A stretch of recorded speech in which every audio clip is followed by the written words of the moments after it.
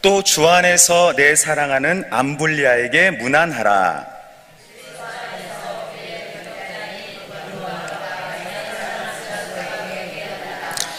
그리스도 안에서 인정함을 받은 아벨레에게 문안하라. 아리스토블로의 권속에게 문안하라.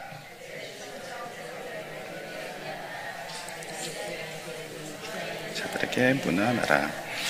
주 안에서 수고한 드루베나와 드루보사에게 문안하라. 주 안에서 많이 수고하고 사랑하는 버시에게 문안하라. 그의 어머니에게 그의 어머니는 내 어머니니라. 아순그리도와 블레곤과 허메와 바드로바와 허마와 및 그들과 함께 있는 형제들에게 문안하라. 니아와 또 네레오와 그들과 함께 있는 성도에게 문안하라. 우리 합독하겠습니다. 너희가 거룩하게 입맞춤으로 서로 문안하라. 그리스도의 모든 교회가 다 너희에게 문안하느니라. 아멘. 오늘도 또 수요 기도회로 오신 또 모든 분께 하나님의 위로와 또 은총이 충만하시기를 소망합니다. 사람에게는 만남의 복이 있습니다. 어떤 사람을 만나느냐, 또 함께 하느냐에 따라서 우리 인생에 큰 복을 누리게 되는 것입니다. 좋은 사람을 만나고 또 동행하게 되어지면은 또 놀라운 은혜의 복을 받습니다. 그러나 반대로 또 좋지 않은 사람을 내가 일부러 굳이 너무 가까이 하게 되면 또 나도 모르게 또 화를 입게 될 수도 있습니다. 그래서 시편 1편 말씀에 보게 되어지면 복 있는 사람은 의인들의 모임에 이렇게 함께 한다라고 그렇게 기록이 되어져 있습니다. 왜냐하면 의인이 모일수록 하나님께서 기뻐하시고 그 공동체 가운데 놀라운 위로와 사랑을 부어주시기 때문입니다. 오늘 본문의 이 바울 사도는 대단히 열정적인 사람이었습니다. 그는 혼자서도 바다를 능히 건너고 또 복음을 전하고 어떤 환경과 대적과 조건 속에서도 전혀 굴하지 않았던 믿음의 사람이었습니다. 심지어 유대인들이 돌을 들어서 바울 한 사람을 이렇게 맞춰도 바울은 툴툴 털고 일어나서 다시 홀로 성으로 가서 복음을 증거하기도 했습니다. 또 감옥에서조차 찬양하고 전혀 낙심하지 않고 기도하고 그렇게 끝까지 복음을 전했습니다. 그는 다른 사람의 도움이 별로 필요 없는 사람처럼 보이기도 한 것입니다. 그런데 오늘 로마서 16장의 말씀을 보게 되시면 실제로 바울이 얼마나 많은 사람들의 도움과 위로를 받았는가가 기록이 되어져 있습니다.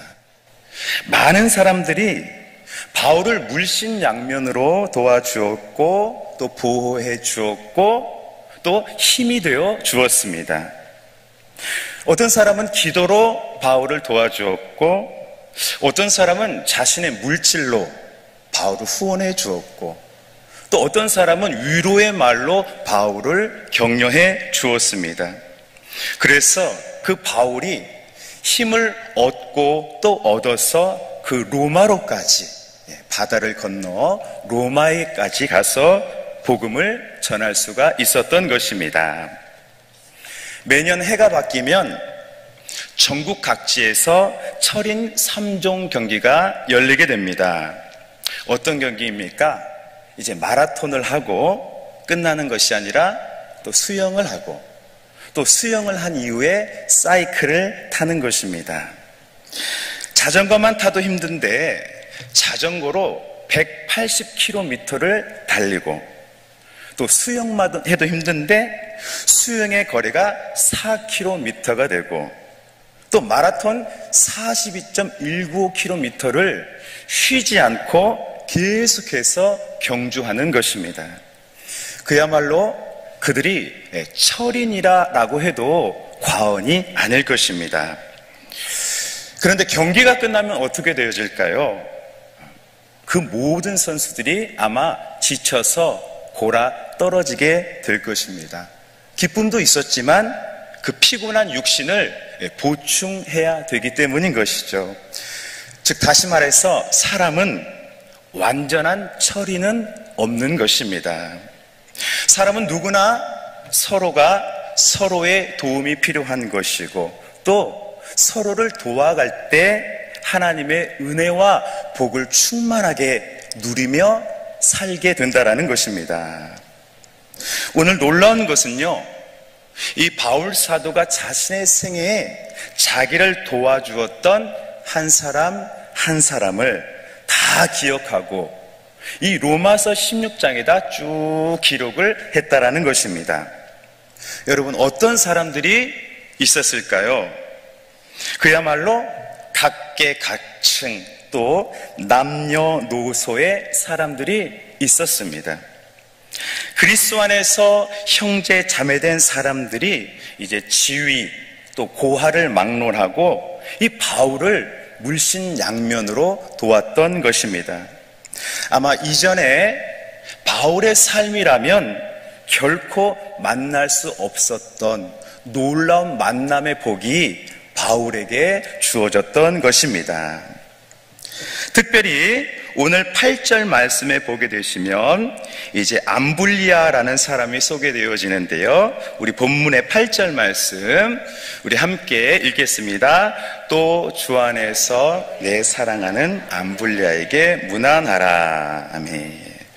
제가 이 암불리아가 어떤 사람일까 궁금해서 성경을 이제 찾아보고 검색을 해보니까요.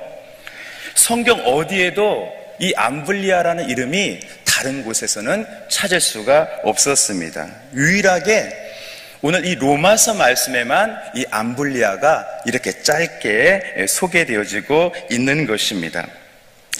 그런데 오늘 말씀에 보면 이 암불리아는 주 안에서 사랑하는 암불리아라고 이게 바울이 칭찬을 해주고 있습니다.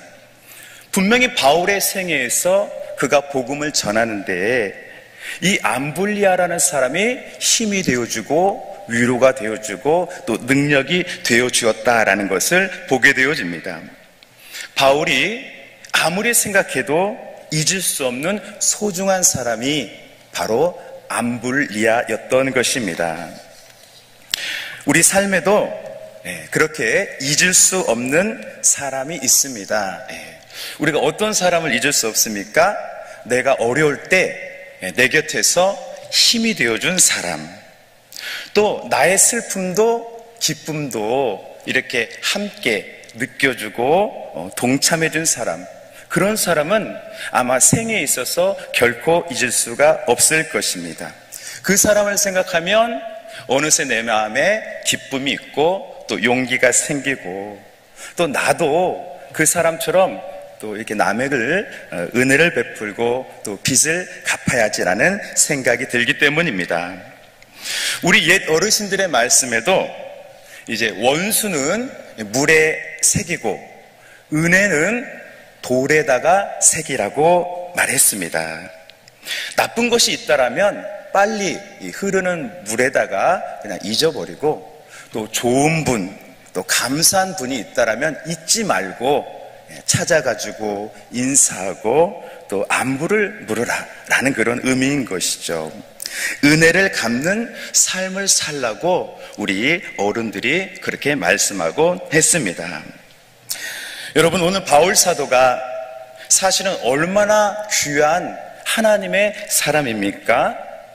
요즘 말로 치면 총회장님 혹은 대기업 회장님 아니면 대통령이라고 해도 별 무리가 없을 것입니다. 바울 사도는 영적으로 아주 최고의 영역에 이른 사람이었기 때문입니다. 또한 그는 얼마나 바빴습니까? 남보다 2배, 또 3배, 몇 배로 바쁜 삶을 살았습니다.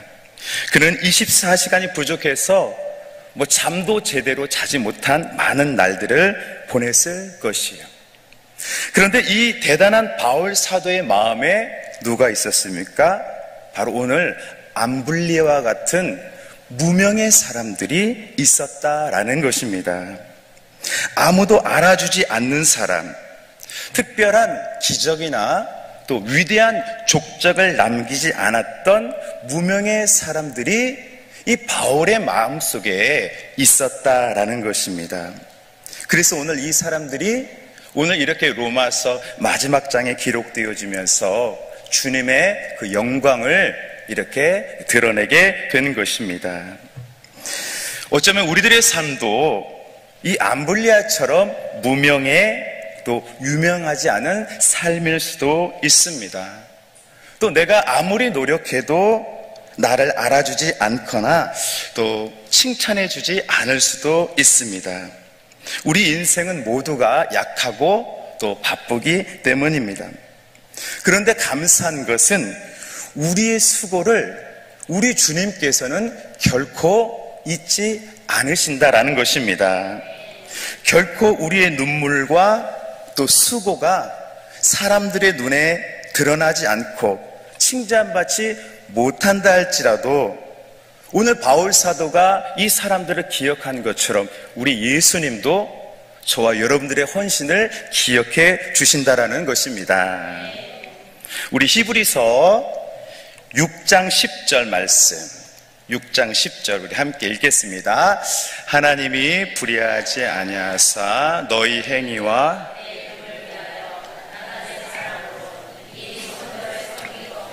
이제도 잊어버리지 아니하시느니라. 아멘.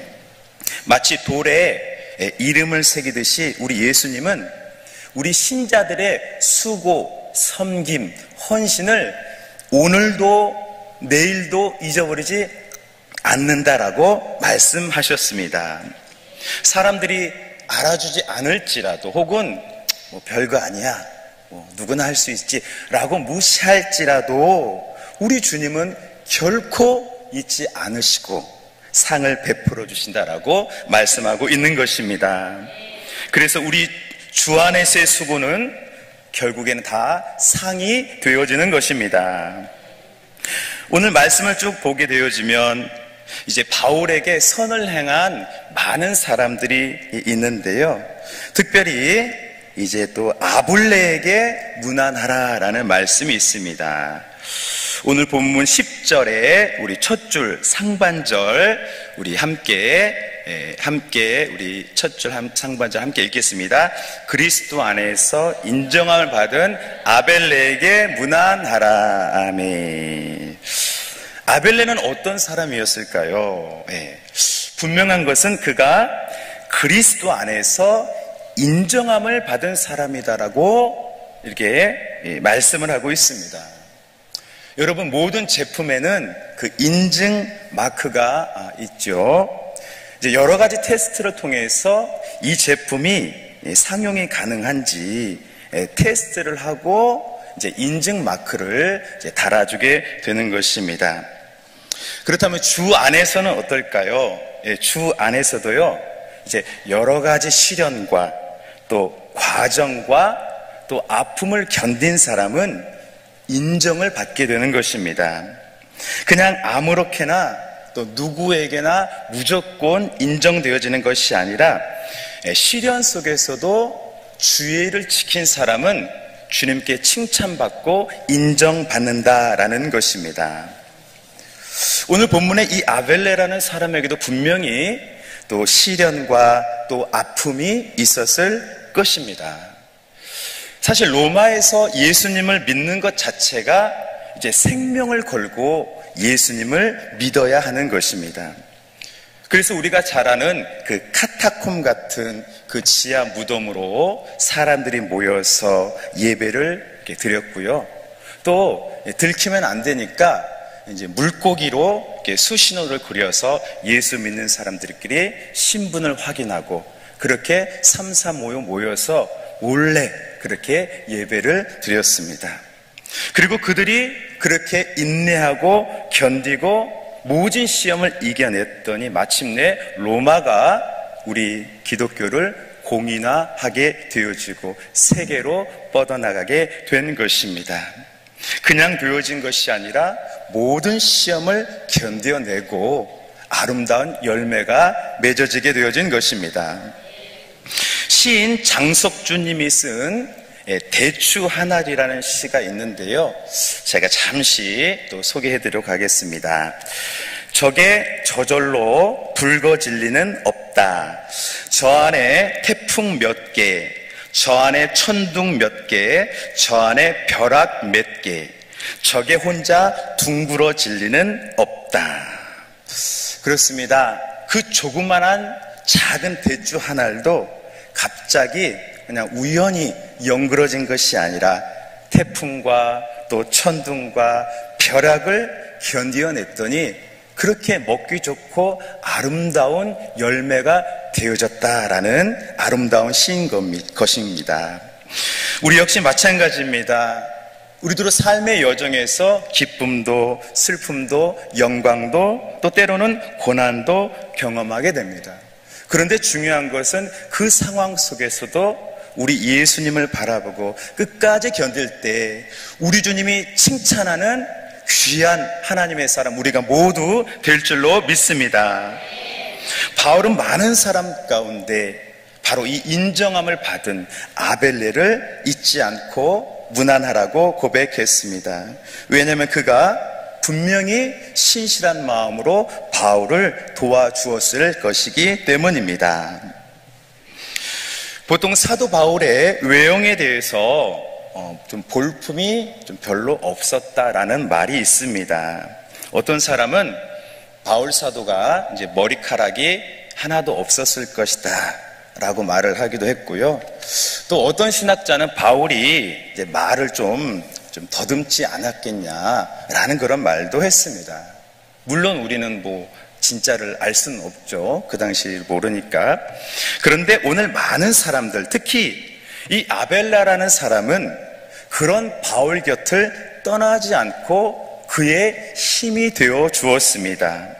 바울이 어려울 때 분명히 따뜻한 격려와 위로를 더하여 주었을 것입니다.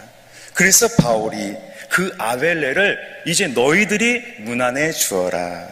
나 대신 너희가 챙겨주고 인사해 주어라 라고 말했던 것입니다.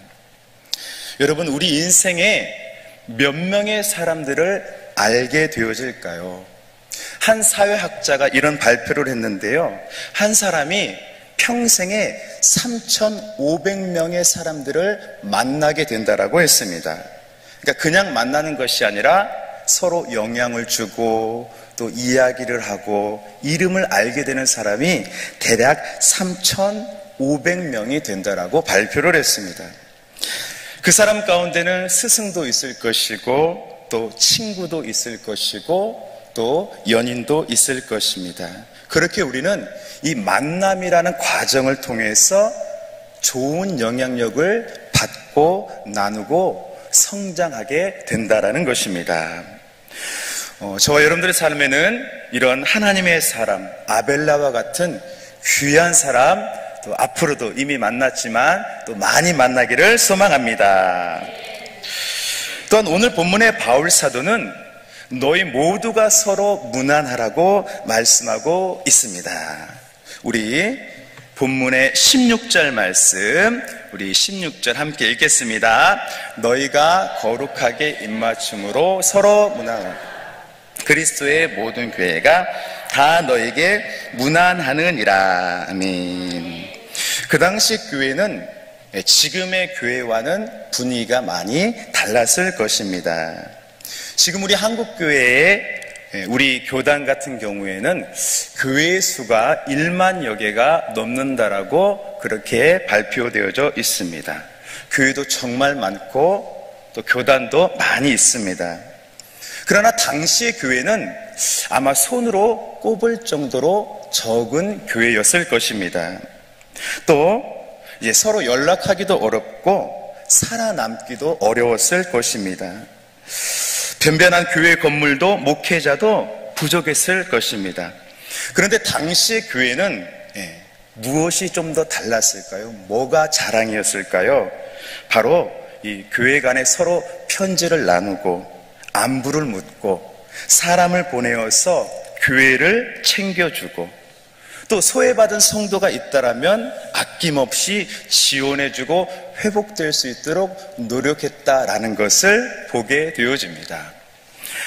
특별히 사도행전에 보게 되어지면 큰 흉년이 있을 때 안디옥 교회가 예루살렘 교회를 이렇게 지원을 해주기도 했습니다.